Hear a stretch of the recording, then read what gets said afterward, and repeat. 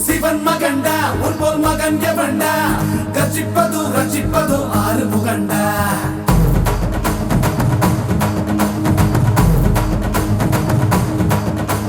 சிவன் மகண்டா உன்போல் மகன் எவண்டா